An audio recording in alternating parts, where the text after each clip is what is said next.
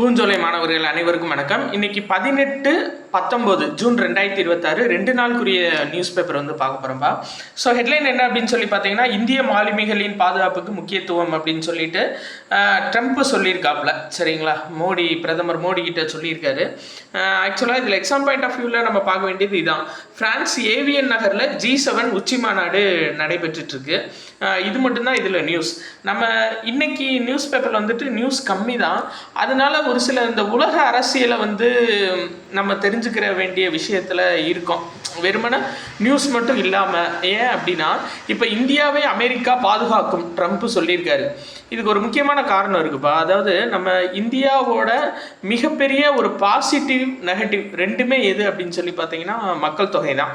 ஏன்னா மக்கள் தொகை இருக்கிறதுனால நம்மளுக்கு வந்துட்டு நிறைய நிறைய திட்டங்கள் அறிவிக்க வேண்டியது இருக்குது. அதிகமான பணங்கள் செலவாகுது. ஸோ இந்த கடினங்கள்லாம் இருக்குது. ஆனால் உலக அளவில் இந்தியா எப்படி பார்க்குறாங்க அப்படின்னா, அமெரிக்காவோட நிறைய பொருள்கள் வந்து இங்கே விற்கப்படுது. சரிங்களா, அமெரிக்காவோட நிறையா ப்ராடக்ட்ஸ், அதாவது பூஸ்ட்லேருந்து ஹார்லிக்ஸ்லேருந்து அது எல்லாமே தான். சரிங்களா, எல்லாமே வந்துட்டு கொக்கோ கோலா, பெப்சி, அதாவது பெப்சிகோ கொக்கோ கோலா இது ரெண்டுமே மெயினானது. சரிங்களா, இப்போது ஒரு ப்ராடக்ட் இப்போ 140 கோடி மக்கள் இப்போ சராசரியாக இருக்காங்க அப்படின்னா, ஒரு சின்ன சாக்லேட்டு நம்ம இன்ட்ரடியூஸ் பண்ணாலும் குறைஞ்சபட்சம் ஒரு 100 கோடி சாக்லேட்டாச்சும் விற்கும், உறுதியாக விற்கும். சரிங்களா, இல்லை குறைஞ்சபட்சம் ஒரு 50 கோடி சாக்லேட், இல்லை 50% எடுத்தால் 70 கோடி சாக்லேட்டாச்சும் கண்டிப்பாக விற்கும். ஸோ இந்தியான்றது ஒரு மிகப்பெரிய சந்தை.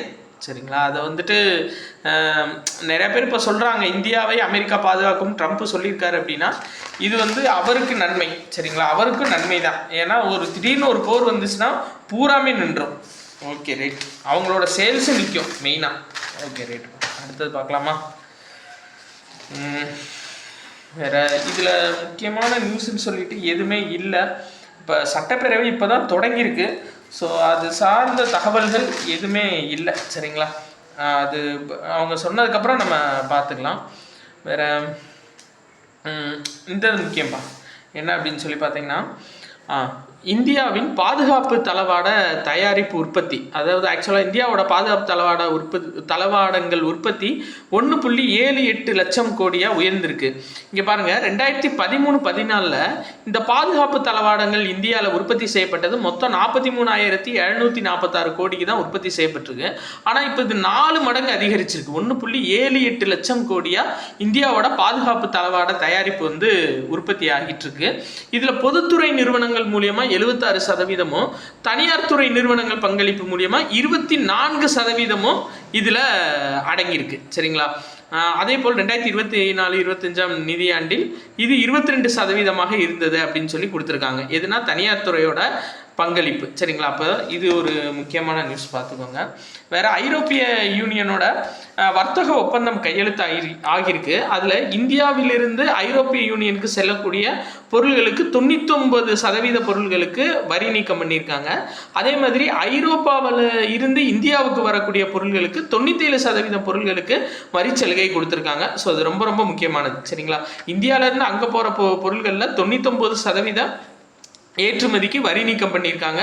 அங்கேருந்து ஐரோப்பிய யூனியன்லேருந்து இந்தியா வரக்கூடிய பொருள்களுக்கு 97% பொருள்களுக்கு வந்து பார்த்தீங்கன்னா வரிச்சலுகை கொடுத்துருக்காங்க இந்தியாவில். சரிங்களா, சரி ரைட்டுப்பா. வேறு இதில் நியூஸே இல்லை, உங்களுக்கு பார்த்தீங்கன்னா தெரியும்.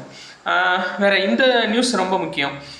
ரஷ்யா ஆசியன் உச்சி மாநாடு இது பாருங்கள், ரஷ்யாவோட மாஸ்கோ நகரில் நடைபெறுது. ரஷ்யா இடையே இதில் நீங்கள் பார்க்க வேண்டியது என்ன அப்படின்னா, இந்த நாடுகள் தென்கிழக்கு ஆசிய நாடுகள். ஆக்சுவலாக இந்த ரஷ்யா ஆசியன் உச்சி மாநாடு அப்படின்றது ரஷ்யா ப்ளஸ் தென்கிழக்கு ஆசிய நாடுகள் எல்லாம் சேர்ந்ததான். இங்கே பாருங்கள், Philippines, Brunei, Cambodia, Indonesia, Laos, Malaysia, Myanmar, Singapore, Thailand, கிழக்கு திமோர், வியட்நாம் ஆகிய ஆசிய உறுப்பு நாடுகள். சரிங்களா, இது எல்லாமே ஆசியன் உறுப்பு நாடுகள் தான்ப்பா. சரிங்களா, ரைட். வேறு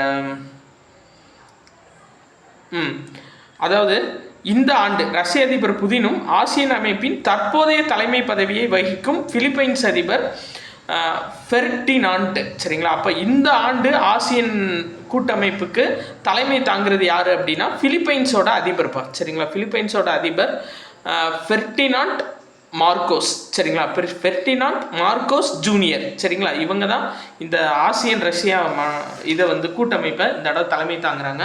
இன்னொன்று அமெரிக்க பசிபிக் படைப்பிரிவு, அதில் வந்து இந்தோ அப்படின்றது நீக்கம் பண்ணியிருக்காங்க. ஆக்சுவலாக என்ன அப்படின்னு சொல்லி பார்த்தீங்கன்னா, இப்போ அமெரிக்கா இருக்குன்னு வச்சுக்கோங்களேன், நம்ம வேர்ல்டு மேப்பில் அமெரிக்கா இருக்குது.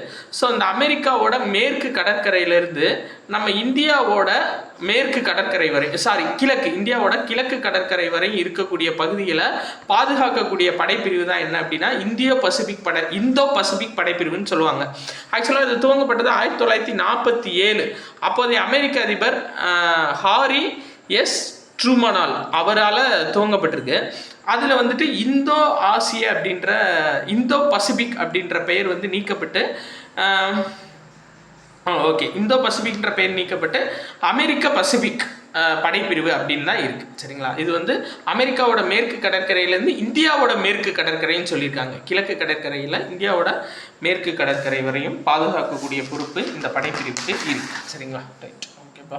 அடுத்து தூத்துக்குடியில் கப்பல் கட்டுமான நிறுவனம் வந்து துவங்க போகிறாங்க. ஸோ 38,000 கோடி முதலீட்டில் இது ஆரம்பிக்க போகிறாங்க. 15,000 பேருக்கு சரிங்களா நேரடி வேலைவாய்ப்பு இது வழங்கும் அப்படின்னு சொல்லியிருக்காங்க. இதை அமைக்கிறவங்க யார் அப்படின்னா ஹெச்டி ஹூண்டாய் நிறுவனம் சரிங்களா. அவங்க தான் இந்த கப்பல் கட்டுமானத்தை அமைக்கிறாங்க. Right, okay. இப்போ 17வது சட்டப்பேரவையோட முதல் கூட்டத்தோட தொடங்கியிருக்கு. அப்போ இது கேட்கலாம், இப்போ அமையப்பட்ட சட்டப்பேரவை வந்து எத்தனாவது சட்டப்பேரவைன்னு கேட்கலாம். 17வது சட்டப்பேரவை. இதில் நிறையா கொடுத்துருக்காங்க. ஆளுநரோட உரையில் மெயினாக பார்க்க வேண்டியது ஆதிச்சநல்லூர் இருக்குது பார்த்தீங்களா, தூத்துக்குடி மாவட்டம் ஆதிச்சநல்லூர் அகழாய்வு தளம், அது யுனெஸ்கோவோட உலக பாரம்பரிய சின்னமாக அங்கீகாரம் பெறதுக்கு நடவடிக்கை எடுக்க போகிறோன்னு சொல்லியிருக்காங்க. இது ஒரு முக்கியமான நியூஸ். இன்னொன்று, இந்த 2031ஆம் ஆண்டுக்குள் நகர்ப்புற சிறப்பிற்கான நாட்டின் முன்மாதிரி மாநிலமாக தமிழகம் திகழும்னு சொல்லியிருக்காங்க. அப்போ ரொம்ப முக்கியம், நகர்ப்புற சிறப்புக்காக முன்மாதிரி மாநிலமாக திகழக்கூடியதற்கு எந்த ஆண்டு டார்கெட் வச்சுருக்காங்க அப்படின்னா 2031ஆம் ஆண்டு. ஓகேப்பா. அடுத்தது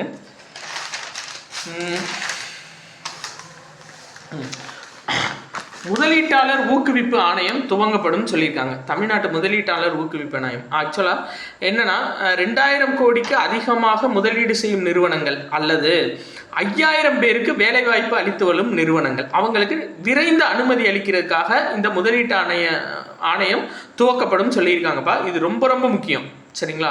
அதாவது 200 கோடிக்கு அதிகமான முதலீடு செய்கிறது ப்ளஸ் 5000 பேருக்கு வேலைவாய்ப்பு வழங்கக்கூடிய நிறுவனம் தங்களோட தொழிலை தூங்கணும்னு நினைச்சாங்கன்னா உடனே அனுமதி தர்றதுக்காக இந்த முதலீட்டாளர் ஊக்குவிப்பு ஆணையம் தொடங்கப்படும் சொல்லியிருக்காங்க. அதே மாதிரி இது ரொம்ப ரொம்ப முக்கியம், 2036ஆம் ஆண்டுக்குள் $1.5 டிரில்லியன் பொருளாதாரம் கொண்ட மாநிலமாக தமிழ்நாடு உருவாக்கப்படும் சொல்லியிருக்காங்க. அதாவது அவங்க இதுக்கு முன்னாடியாச்சு திராவிட முன்னேற்ற கழகம் இருக்கும்போது 2030ஆம் ஆண்டுக்குள் $1 டிரில்லியன் சொன்னாங்க. இப்போ இவங்க ஆட்சியில் என்ன சொல்லியிருக்காங்கன்னா 2036ஆம் ஆண்டுக்குள் $1.5 டிரில்லியன் பொருளாதாரத்தை எட்டுவோம் அப்படின்னு சொல்லியிருக்காங்க சரிங்களா. ரைட். அதே மாதிரி வெற்றி தமிழகம்ன்ற தொலைநோக்கு திட்டங்கள் 10 தூண்கள் உள்ளடக்கிய இந்த திட்டங்கள் கொடுத்துருக்காங்க. இதை அப்படியே பாஸ் பண்ணி நீங்கள் எழுதிக்கிங்கப்பா. அடையாளம் மற்றும் பெருமை, சமூக பாதுகாப்பு, மகளிர் நலன் அப்படின்னு ஒரு 10 தூண்கள் கொடுத்துருக்காங்க. வெற்றி தமிழகம் அப்படின்ற பேரில் இதை நிறைவேற்ற போகிறாங்க சரிங்களா. Right, okay. வேற நியூஸ் இந்த இது பாருங்கள், ஐரோப்பாவோட மிகப்பெரிய தொழில்நுட்ப புத்தாக்க ஆலோசனை கூட்டம் என்னன்னா விவாடெக் 2026 ரொம்ப ரொம்ப முக்கியம் சரிங்களா. பிரான்ஸ் தலைநகர் பாரிஸில் நடைபெற்றிருக்கு. அதாவது ஐரோப்பாவோட தொழில்நுட்ப மற்றும் புத்தாக்க ஆலோசனை கூட்டம் சரிங்களா, ரொம்ப முக்கியமானது. விவாடெக் 2026 நடைபெற்ற இடம் பிரான்ஸ் தலைநகர் பாரிஸ். இதில் மெயினாக இந்தியாவோட அரங்குகள் நிறைய அமைக்கப்பட்டிருக்கு. அதில் உலகின் முதல் 3D அச்சிடப்பட்ட ராக்கெட் என்ஜின் அறிமுகப்படுத்தப்பட்டிருக்கு இந்தியா சார்பாக. 2 லட்சம் புத்தாக்க நிறுவனங்கள் இந்தியாவில் இருக்குது அப்படின்ற தகவலும் கொடுக்கப்பட்டிருக்கு சரியா, அந்த ஞாபகம் வச்சுக்கோங்க. வேற உலகக்கோப்பை குத்துச்சண்டை போட்டி நடைபெற்றுருக்கு, சீனாவில் நடைபெற்றுருக்கு. அதில் மீனாட்சி அப்படின்றவங்க இந்தியாவிலேருந்து காலிறுதி போட்டிக்கு தகுதி பெற்றிருக்காங்க. பட் அவங்க ஃபைனல்ஸ் போனாங்கன்னா நம்ம பார்த்துக்கலாம். ப்ளஸ் அது போக அமெரிக்க ஈரான் போர் ஒப்பந்தம் ஒரு வழியாக வந்துருச்சுப்பா. February 28 துவங்கின போர் June 18 கையெழுத்தாகிருக்கு சரிங்களா. இதை பேசிக்காக ஞாபகம் வச்சுக்கோங்க. டிஜிட்டல் முறையில் கையெழுத்திட்டிருக்காங்க. ஸோ அவ்வளோதான்ப்பா, 2 நாள் நியூஸ் வந்து ஃபுல் அண்ட் ஃபுல் கம்ப்ளீட் ஆயிடுச்சு. கீழே எது டவுட் இருந்தால் கண்டிப்பாக கமெண்ட் பண்ணுங்கள். நம்ம இதில் வந்துட்டு வினா வங்கி புத்தகம் ஆர்டர் போட்டவங்களுக்கு 22ஆம் தேதி பேக் பண்ணிடுவோம்ப்பா. பேக் பண்ணி சென்ட் பண்ண ஆரம்பிச்சிருவோம். நீங்கள் பெற்றுக்கொள்ளலாம். சரிங்களா? உங்களுக்கான ட்ராக்கிங் ஐடியும் சேர்த்து அனுப்பிச்சிருவோம். நீங்கள் பார்த்துக்கலாம்ப்பா. நன்றி.